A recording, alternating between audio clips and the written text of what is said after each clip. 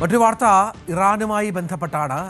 America വീണ്ടും ഇറാനുമേൽ കൂടുതൽ സമ്മർദ്ദം ശക്തമാക്കുന്ന പശ്ചാത്തലം ഒരുങ്ങി വരുന്നു. ഇറാനിലേക്ക് ലോകത്തിലെ ഏറ്റവും വലിയ വിമാനവാഹിനി കപ്പൽ USS ജെറാൾഡ് ആർ ഫോർഡിനെ പശ്ചിമേഷ്യയിലുള്ള എബ്രഹാം ലിങ്കൺ വിമാനവാഹിനി കപ്പലിനൊപ്പം ചേരാൻ ട്രംപ് ഉത്തരവിട്ടതായാണ് രാജ്യാന്തര മാധ്യമങ്ങൾ റിപ്പോർട്ട് ചെയ്യുന്നത്.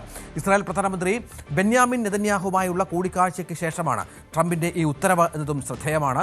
വെനസ്വേലൻ പ്രസിഡന്റായിരുന്ന നിക്കോളാസ് മെഡൂറോയെയും ഭാര്യയെയും പിടികൂടിയ US ദൗത്യത്തിന്റെ ഭാഗമായിരുന്നു ഈ ജെറാൾഡ് ആർ ഫോർഡ് എന്നതുകൂടി ഓർക്കണം. നിലവിൽ ഇത് കരീബിയൻ കടലിലാണ് നിലയുറപ്പിച്ചിരിക്കുന്നത്. US-ന്റെ 38ാം പ്രസിഡന്റ് ജെറാൾഡ് ഫോർഡിന്റെ പേരിൽ അറിയപ്പെടുന്ന ഈ യുദ്ധക്കപ്പലിന് ഏകദേശം 60ഓളം യുദ്ധവിമാനങ്ങൾ ഉൾപ്പെടെ 75 വിമാനങ്ങൾ വരെ വഹിക്കാൻ കഴിയും എന്നുള്ളതാണ് ഏറ്റവും പ്രധാനപ്പെട്ട കാര്യം. നമുക്കറിയാം, ഒരു മാസത്തിനുള്ളിൽ ഇറാനുമായി ചർച്ച നടന്നിരുന്നു.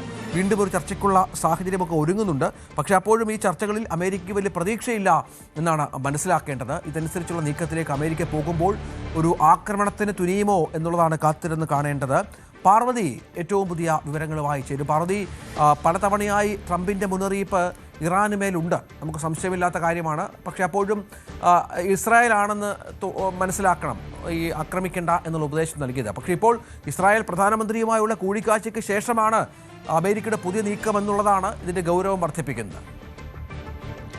അതാണ് രഞ്ജിത്ത്, ഇറാനുമേൽ അമേരിക്ക സമ്മർദ്ദം ശക്തമാക്കുകയാണ്. ഇരു രാജ്യങ്ങളും തമ്മിലുള്ള ആണവ ചർച്ചകൾ തുടരുന്നതിനിടെയാണ് അമേരിക്കയുടെ ഭാഗത്തു നിന്ന് പുതിയൊരു നീക്കമുണ്ടായിരിക്കുന്നത്. അമേരിക്കൻ പടക്കപ്പൽ പശ്ചിമേഷ്യൻ തീരത്തേക്ക് നീങ്ങുന്നുവെന്ന റിപ്പോർട്ടുകളാണ് വരുന്നത്. ഇറാനെ ലക്ഷ്യമിട്ട് രണ്ടാമത്തെ പടക്കപ്പലാണ് ഇപ്പോൾ പശ്ചിമേഷ്യയിലേക്ക് നീങ്ങുന്നത്. ലോകത്തെ ഏറ്റവും വലിയ വിമാനവാഹിനി കപ്പലായ ജെറാൾഡ് ആർ ഫോർഡാണ് ഇറാനെ ലക്ഷ്യമിട്ട് നീങ്ങുന്നത്.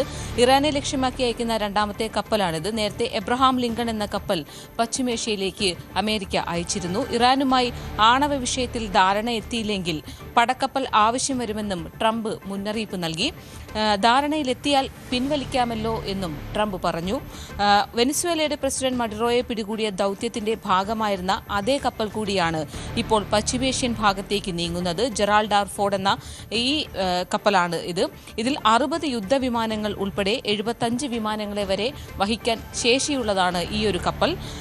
ഒപ്പം തന്നെ US 75 വിമാനങ്ങളെ വഹിക്കാൻ സാധിക്കും. US പ്രത്യേക ദൂതൻ ഇറാൻ വിദേശകാര്യമന്ത്രിയുമായി കഴിഞ്ഞയാഴ്ചയാണ് ഒമാനിൽ ചർച്ച നടത്തിയത്. ഈ ചർച്ചകളിൽ കാര്യമായ പുരോഗതി ഉണ്ടായിരുന്നില്ല. എന്നാലും ഒരു മാസത്തിനുള്ളിൽ കരാറിലെത്താൻ കഴിഞ്ഞില്ലെങ്കിൽ കനത്ത പ്രത്യാഘാതം നേരിടേണ്ടി വരും എന്നാണ് മുന്നറിയിപ്പാണ് US പ്രസിഡന്റ് ഡൊണാൾഡ് ട്രംപ് ഇറാനുമേൽ നൽകുന്നത്.